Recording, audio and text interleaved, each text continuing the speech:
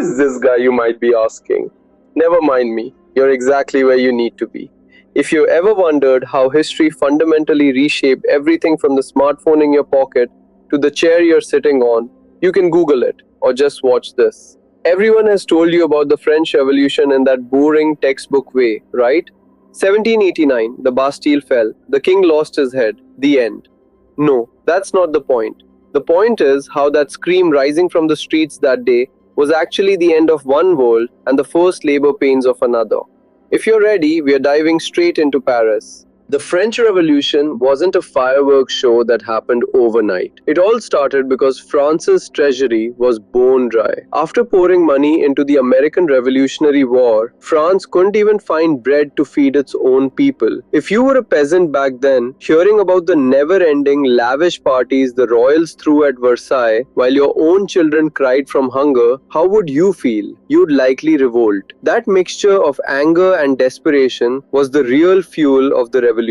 May 1789. Let's start with King Louis XVI. Who is this guy? Did he play number 10 for Paris Saint-Germain before Neymar? Just kidding, just kidding. To put it briefly, he became the King of France and Navarre after his grandfather died. He ruled until the monarchy was abolished. As for his track record, he summoned the Estates General to save the country from bankruptcy. But here was the mistake. The nobles, the clergy, and the representatives of the people were all at the same table. Do you think the people, the Third Estate, had any chance of having equal voting rights with the nobles? Of course not. How could they? That's where everything broke. The people said, if you won't listen to us, we'll form our own assembly. Let's pause here. How did the ideas of Enlightenment philosophers like Voltaire, Rousseau, and Montesquieu reach the public back then? I won't list who they are. I assume you know them. Maybe you've even read them. Anyway, when literacy rates were low, how did these ideas spread like wildfire in marketplaces? Think about it. A world without social media, no Instagram, no Twitter. How can an idea organize a society? The Enlightenment wasn't just in books. It had seeped into every street in Paris, beginning to rot the sacred authority of the monarchy. People were starting to realize that the king wasn't chosen by God, but just by another human. This was a mental revolution. The king responded to this rebellion with force. Naturally, he liked how things were going for him before. He piled troops into the streets of Paris. But he miscalculated one thing. The man and woman on the street were no longer afraid. On the morning of July 14, 1789, the people of Paris marched to the Bastille prison to get weapons. Why there? Because it was both an armory and a concrete symbol of the king's oppressive authority. When the Bastille fell, it wasn't just a prison that collapsed. It was the myth that the royal regime was invincible. Only 7 prisoners came out. But what escaped that day was the end of a centuries-old empire of fear. Are symbols more important than facts? Absolutely. The fall of the Bastille was the moment the people realized their own power. October 1789. Let's talk about Paris Saint-Germain. No, I'm obsessed with PSG. They've been having some tough years. Anyway, back to the topic. The bread crisis on the streets of Paris was deepening. Thousands of women, armed with kitchen knives and sticks, marched to Versailles. Why only women? Because they were the ones responsible for the starving kids at home. When they showed up at the gates of the Palace of Versailles, the famous and disputed quote attributed to Marie Antoinette, "Let them eat cake," might not have been said. But for those women, that sentiment was a declaration of war. The king and his family were now, in a way, prisoners of the people in the Tuileries Palace. Visualize that march. Can you imagine the fear of the nobles inside when they stood at the palace's massive gold-leafed gates? It was the first time something like this had happened to them. It's no wonder they were trembling. This march was the beginning of the end for the monarchy. A bit of a weird sentence, but bear with me. The king could no longer leave his palace. He was making decisions in front of the people. That day, the will of the people truly crossed the palace walls. By 1791, the king's attempt to flee to Varennes completely changed the fate of the revolution. He was caught. This event proved that the king's supposed loyalty to his people was a lie. Well, obviously he lied to save his skin. In the eyes of the people, he was nothing but a traitor. How long can a people protect a leader they believe has betrayed them? Even just symbolically, his escape attempt wasn't just a physical move. You get the point. The people no longer trusted their king, and distrust is the fuel of revolutions. What else did you need for the revolution? 1792 was the year Europe declared war on France. Austria and Prussia were afraid the revolution would spread to their own kingdoms. France was falling apart on the inside while fighting on the outside. The Girondins and the Jacobins. Maximilien Robespierre stepped onto the stage. Robespierre was the darkest but most loyal soldier of the revolution. He believed the revolution needed to be cleansed. January 21st, 1793.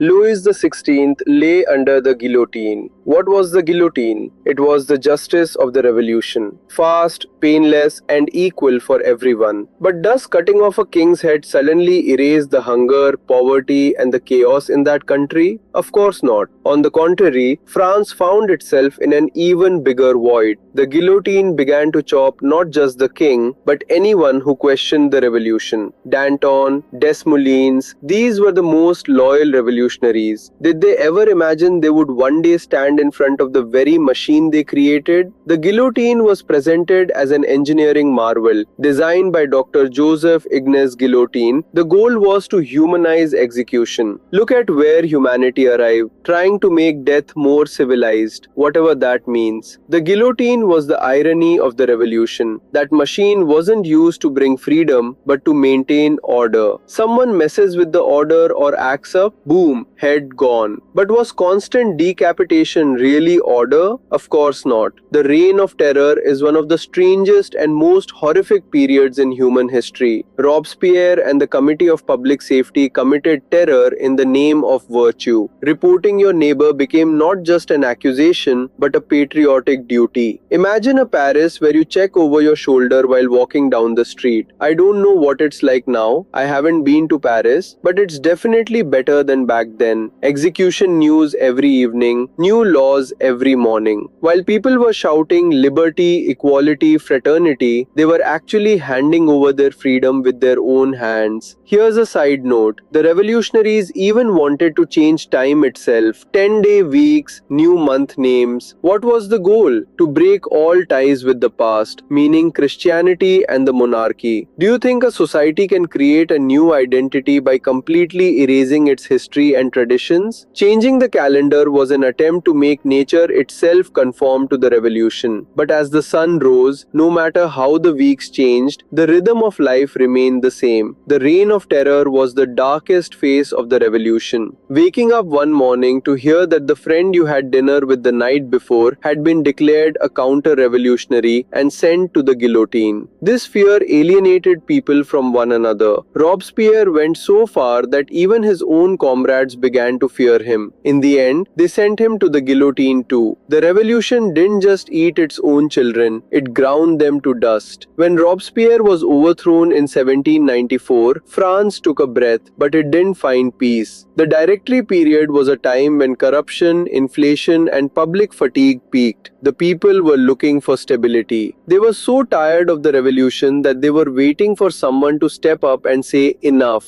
Why do you think a society always needs a strong leader after chaos? Because the profound uncertainty caused by chaos is perhaps what humans fear most, and they look for a leader to pull them out of it. There are many examples of this in history, not unique to the French. Humans are ready to sacrifice even their own freedom for a secure order. Napoleon Bonaparte sat perfectly into this psychology, and that person arrived. Napoleon Bonaparte, young, successful, ambitious. With a coup in 1799, he overthrew the Directory. Was Napoleon the child of the revolution or the emperor who suffocated it? What do you think? Even today, historians fight over this question. He created the revolution's legal system, the Code Napoleon. These laws are still the foundation of modern European law. But at the same time, he transformed the republican spirit of the revolution into an empire. Napoleon carried all the contradictions of the revolution in his own personality. He was like the embodiment embodiment of the revolution's contradictions. The French Revolution didn't just trigger nationalism in France, it sparked it all over the world. From the Ottoman Empire to Latin America, empires collapsed and nation-states were born. So, what was the real legacy this revolution left us? Human rights or a cycle of constant revolution? The revolution changed the world permanently. The arbitrary rule of kings was over. Even the terms right-wing and left-wing that we use today date back to the French Revolution. Royalists sat on the right of the National Assembly and revolutionaries sat on the left. So even the political language we speak today stems from that assembly.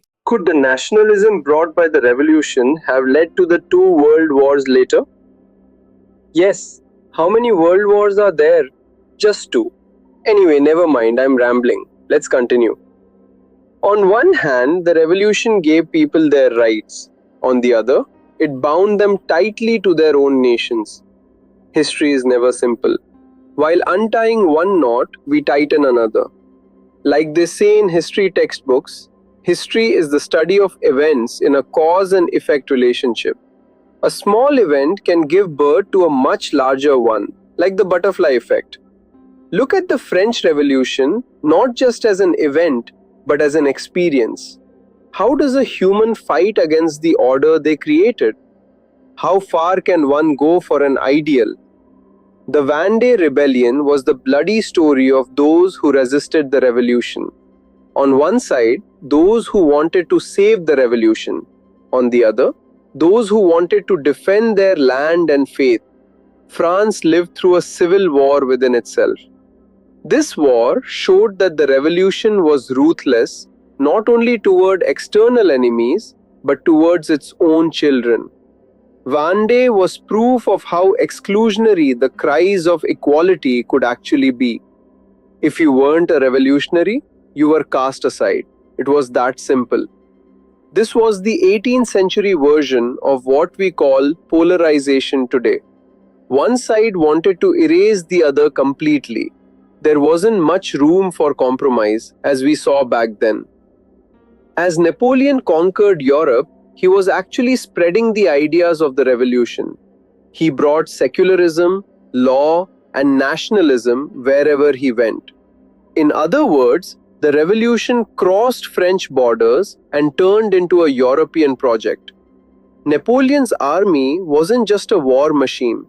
It was the harbinger of a new world.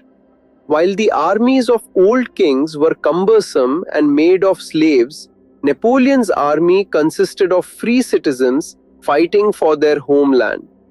That was a great revolution in the history of warfare. During the process leading up to the Battle of Waterloo, all that enthusiasm and all that destruction of the revolution reached the edge of Europe under Napoleon's leadership. Waterloo was the end of the military phase of the revolution, but a turning point from which the ideas could never return. Even when Napoleon was sent into exile, Europe was no longer the Europe of pre-1789. The kings had returned, but the fire of revolution in the people's minds would never go out. So, did those who marched to the Bastille that day know they were building the world we live in today? I doubt it. They just wanted to put an end to the hunger and injustice of that day. Today, we make revolutions in the digital world. There is cancel culture. Someone can be erased in an instant. There are no guillotines, but are social media lynchings a softened reflection of those days? At least no heads are rolling. Has destroying someone's reputation with a tweet become as easy as sending someone to the guillotine back then? Technology has changed, but human nature has remained the same. We still get angry, we still declare people guilty, and we still destroy things believing we are in the right. Which do you think is more dangerous, the oppression of a state or a social lynch culture? Or maybe Messi winning his 9th Ballon d'Or? Don't ask me what does that have to do with it. The guy plays great football at his age. Anyway, I think we talked too much about football for a history video. Let's keep going.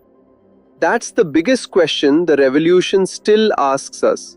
How can a human not trample on someone else's freedom while protecting their own? At the peak of the reign of terror, two giants of the revolution faced each other, Danton and Robespierre. Danton was the voice of the revolution, enthusiastic, charismatic, and a man of the people. Robespierre was the brain of the revolution, cold, calculating, and ideologically uncompromising. Danton argued that the terror had gone too far, that people couldn't breathe from fear. "We must stop. The people need some peace," he said. Robespierre replied, "Terror without virtue is fatal, but virtue without terror is powerless." Can you believe it? Two friends, two comrades, sentenced each other to the guillotine just because of the question, how should we be governed? As Danton went to the scaffold, he told his executioner, "Show my head to the people, it is worth seeing." Robespierre thought he had won a victory after killing Danton, but he had actually paved the way for his own end. This is one of the most tragic aspects of revolutions. The revolution is a mill that grinds even its most loyal children. The revolutionaries banned Christianity and replaced it with the cult of reason. They turned cathedrals into temples of reason. Isn't it incredible? A society trying to erase a 1,000-year-old belief with a decision made in one night. Festivals dedicated to reason were held in the middle of Paris. But could people give up their beliefs so easily? Of course not. This move pushed the public even further away from the revolution. People were looking for not just a rational world, but also a spiritual consolation. The biggest mistake the revolutionaries made was thinking of humans as just logical machines. No political system that ignores emotions, beliefs, and fears can survive for long. Because what makes a human are their emotions and beliefs. Napoleon was bored with Europe. The revolution couldn't be contained within French borders. He carried the ideas of the revolution to one of the world's oldest lands, Egypt. Napoleon went to Egypt not only with soldiers, but with scientists, painters, and writers. The Rosetta Stone was found thanks to this, and the mystery of hieroglyphs was solved. Napoleon saw the revolution as a civilization project. The Egyptian expedition was proof of how arrogant and yet how fascinating the revolution's ideal of saving the world was. Even in the middle of the desert, Napoleon was saying liberty, equality, fraternity. But to the Egyptians, he was just a foreign invader. This is another contradiction of the revolution, trying to liberate others while actually trapping them in your own system. As Napoleon conquered the East, he also brought the modernization pains of the West with him. Now consider this. What remains of the French Revolution? Just bloody pages, or the fundamental values that make us who we are today? The revolution was both a monster and a savior. On one hand, Robespierre's cold execution orders. On the other, the warm dream of freedom in the Declaration of the Rights of Man and of the Citizen. If we can hear the silent screams of those victims today, it is because we have learned to learn from history. History doesn't just tell the past, it is a giant warning sign for how to build the future. The French Revolution showed the hardest part of being human, how we lose ourselves while trying to realize our ideals. The French Revolution taught us one thing: the will of a people is the greatest power capable of changing the world. But how that power is used is history's greatest test. Louis XVI thought he could live comfortably in his palace. Robespierre thought he could bring peace by killing everyone. Napoleon thought he could bring freedom by conquering the world. They all were wrong. They all lost at some point. So, what can we get right? History is not just an event in the past. It is a mirror of the decisions we make today. The next time you want to change, ask yourself, will the change I want bring order, or will it open the door to a new chaos? Revolution is not just taking to the streets. Revolution is destroying the accepted truths in your mind. The French Revolution was proof that humans can take their own destiny into their own hands. But learning that this destiny doesn't have to be written in blood is still our exam. Are you still here? You're a hardcore viewer. Thanks for watching until the end. I hope you felt that history is not just a chronology, but a collection of lived experiences. If you like this style of storytelling, write in the comments which revolution or historical event you want me to analyze. Remember, history isn't just books. Anyway, don't forget to like the video and subscribe to the channel for more videos like this. See you in the next one. Goodbye!